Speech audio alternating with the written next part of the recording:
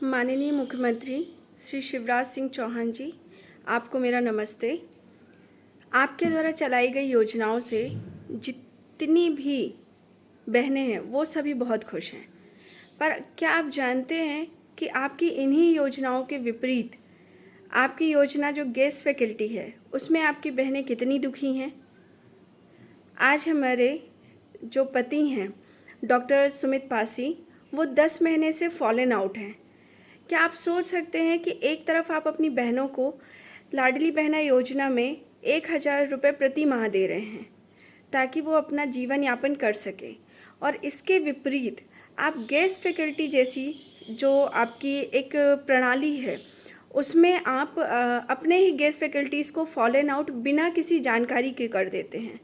आपको पता है कि प्राइवेट जो इंस्टीट्यूशंस हैं वो भी जब उनके कर्मचारियों को जाना होता है तो वो कहते हैं कि 1 या 2 महीने पहले से उन्हें बताया जाए ताकि वह उन कर्मचारियों की जगह किसी और की नियुक्ति कर सके और उनके इंस्टीट्यूशन को इसका नुकसान ना उठाना पड़े। पर क्या आप जानते हैं कि आपके द्वारा अचानक ही कहा जाए या तत्काल कहा जाए कि बस आपका एक नोटिस आता है कि एक परमानेंट फैकल्टी उस कॉलेज से इस कॉलेज में आ गया है और उनकी जगह जो गेस्ट फैकल्टी काम कर रहे थे वो फॉलन आउट हो जाए। आप ये सोचिए कि किस तरह से हम लोग अपना जीवन यापन कर रहे हैं। गेस्ट फैकल्टी होना कोई अभिशाप नहीं है, पर आप लोगों ने जो प्रथा बनाई है कि तुरंत आप फॉलन आउट कर देंगे, आप एटलीस्ट कुछ तो बताइए। और आप जानते हैं कि प्रति साल दर साल जो हमारे स्टूडेंट्स हैं इनकी संख्या निरंतर बढ़ती जा रही है, तो आपको तो पोस्ट क्रिएट करनी चाहिए ताकि जो गेस्ट फैकल्टी है उसका नुकसान ना हो। कैसे वो अपने माता पिता, बच्चों, पत्नी का घर चला रहा है और एक व्यक्ति जिस पे सब कोई निर्भर है अचानक वो फॉलन आउट हो जाता है, उसके पास तो कोई जमा पूंजी भी नहीं है। तो क्या गेस्ट फैकल्टी होना कोई अभिशाप है? और वही गेस्ट फैकल्टी आपके शिक्षा विभाग में इतना काम करता है। कम पैसे में एक व्यक्ति लोगों को शिक्षित कर रहा है और अपने ही जैसे लोगों को तैयार कर रहा है, और आप क्या करते हैं कि जस्ट आपने एक नोटिस दिया, उस नोटिस के तहत वो हो गया फॉलन आउट। अब उसके बीवी, बच्चे, माता पिता कैसे अपना जीवन यापन करेंगे? उन्हें भी तो 2 वक्त की रोटी चाहिए, दवाई चाहिए, कैसे चलेगा? तो आप ऐसी लाडली बहना योजना जो आप चला रहे हैं, तो एक तरफ तो आप अपनी बहनों को फ़ायदा दे रहे हैं, पर दूसरी तरफ आप हम जैसे लोगों का सोचिए। हम लोगों को तो लाडली बहना योजना का फ़ायदा भी नहीं मिलेगा क्योंकि हमारे पति कहीं ना कहीं काम कर रहे हैं, तो हम अपना जीवन यापन कैसे करें? आप ये बताइए। आज 10 महीने से हमारे हस्बैंड जो है वो घर पर हैं। माता पिता की दवाइयाँ कैसे चल रही हैं, हम लोग का खाना पीना कैसे चल रहा है, जबकि हमारी कोई अतिरिक्त आय नहीं है। आप एक एफिडेविट हम लोग से रखवाते हैं जो भी गेस्ट फैकल्टीज़ हैं कि आप क्या करिए कि आप इसके सिवा कहीं और काम नहीं करेंगे। तो एक बात बताइए, जब हमारे पति सिर्फ आपके लिए पूरी तरह से समर्पित थे, हमारे क्या ऐसे कई परिवार हैं जहाँ हर हफ्ते 10 दिन में कोई ना कोई फॉलन आउट हो रहा है, और आप जब अपने नियम के तहत ये लिखवा लेते हैं कि वो व्यक्ति कहीं और काम नहीं करेगा, तो फिर अब उसके घर का कैसे चलेगा? अब आपकी लाडली बहना योजना जैसी सुविधाएं हम लोग को कैसे मिलेंगी? नहीं मिलेंगी ना। तो ये बताइए हम अपने जीवन यापन कैसे करें? क्योंकि आपने तो एक पीएचडी करा दी कि एसेंशियल है, आपका पीएचडी होना चाहिए, पीएचडी हो, नेट सेट हो आप गेस्ट फैकल्टी के लिए, और यही पीएचडी और नेट सेट हो आप प्रोफेसर, असिस्टेंट प्रोफेसर के लिए। तो फिर फ़र्क क्या है?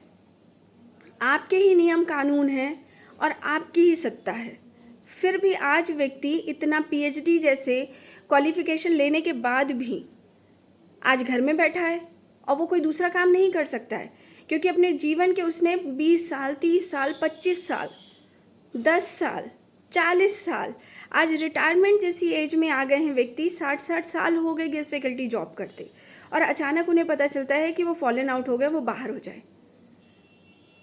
तो आप ये बताइए कि वो कैसे जिएंगे? आप हम लोगों के लिए भी कुछ सोचिए। हम लोग क्या मांग रहे हैं? या गेस्ट फैकल्टी आपसे क्या मांग रही है? एक निश्चितता कि भाई वो 60 साल तक जॉब करेंगे और उस जॉब में उनको क्या क्या सुविधाएं हैं कि आप उनका पीएफ काटिए, आप उनको सैलरी एक निश्चित दीजिए, और क्या मांग रहे हैं? और इसमें क्या गलती है? उन्होंने भी तो अपना जीवन आपकी इस पॉलिसी में ही दिया है, और आज उस पॉलिसी में कोई भी नया व्यक्ति आ रहा है और वो जो पुरानी फैकल्टी है वो बाहर हो जा रही है। हम लोग बिजली का बिल कहाँ से देंगे? जो हम डिपेंड है अपने पतियों पर, तो हम लोग कैसे देंगे आप बताइए? तो हम लोग लाइट बंद करके गर्मी में रहें और एक तरफ आप 1,000 रुपये लोगों को दे रहे हैं, तो ये कौन सा न्याय है? आप तर्क संगत व्यवस्था कीजिए, और हम लोगों को जो हम डिपेंड हैं अपनी जॉब के लिए, हमारा परिवार हम पर डिपेंड है, उनके लिए सही रणनीति बनाइए।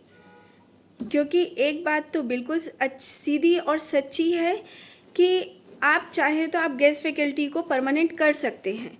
जब आप संविदा को 5-5 साल हुए संविदा को परमानेंट करने की बात कर सकते हैं, तो 10-10, 15-15, 20-20 साल जो गेस्ट फैकल्टी में काम कर रहा है, वो व्यक्ति परमानेंट होने से अयोग्य कैसे हो सकता है?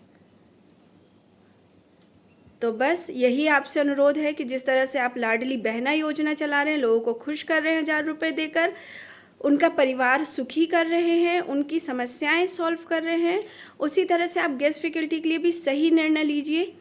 आज अपना जीवन के 20-20, 25, 30-30 साल लोगों ने दे दिया है, तो उसके आधार पर और आपकी व्यवस्था के आधार पर ही उन्होंने अपनी पढ़ाई भी कंप्लीट की है। तो जब सभी मापदंड आपके सही हैं, गेस्ट फैकल्टी के लिए भी वही मापदंड है जो परमानेंट के लिए हैं, जो संविदा के लिए हैं, तो जब आप संविदा को परमानेंट कर रहे हैं, तो हम जैसे लोगों का भी उद्धार करिए। मेरे पति डॉक्टर सुमित पासी आज 15 साल से उस जॉब में थे, और सडनली आपके फॉलन आउट वाले जो प्रक्रिया है, इसमें वो तुरंत फॉलन आउट हो गए।